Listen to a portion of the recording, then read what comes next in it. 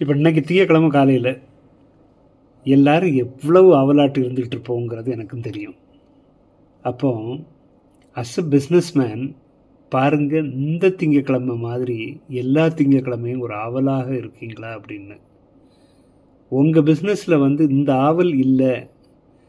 எனக்கு Saturday Sunday வெளியே ஃபுல்லாக சுற்றிட்டு இன்றைக்கி ஆஃபீஸுக்கு வர்றதுக்கே பிடிக்கல.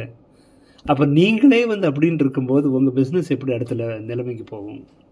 இல்லைங்க, எனக்கு ஒரு பர்பஸே தெரியல அப்படின்னு நினச்சிங்கன்னா, உங்களுக்கு பணங்கிறது ஒரு ப்ராடக்ட், பை ப்ராடக்டாக தான் இருக்குமே தவிர அது மெயின் கோலாக இருந்தால் உங்களை அது ஒரு எக்ஸைட்மெண்ட் கொண்டுறாது, ஒரு ஆவல் வெளியில் வராது.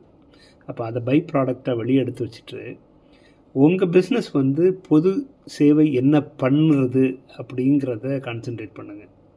ஃபார் எக்ஸாம்பிள், எனக்கு சைக்காலஜி அண்ட் கவுன்சிலிங் ஒரு கம்பெனி இருக்குது.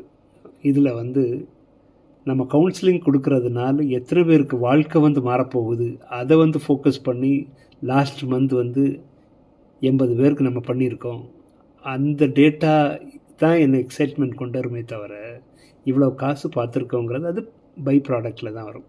நீங்கள் அதை கான்சென்ட்ரேட் பண்ணும்போது, இன்றைக்கி திங்கக்கிழமை காலையில் நான் இருக்கேன், இன்றைக்கி எத்தனை லைஃப்பை நான் சேஞ்ச் பண்ண போகிறேன் அப்படிங்கிற ஒரு உத்தியோகத்தில் வரும்போது உங்களுக்கு ஆவல் இன்றைக்கி மண்டே நீங்கள் எப்படி இருக்கீங்களோ இதை மாதிரி எல்லா மண்டேயும் ஐ லவ் மண்டே அப்படிங்கிற இதில் நீங்கள் இருப்பீங்க. Okay, thank you.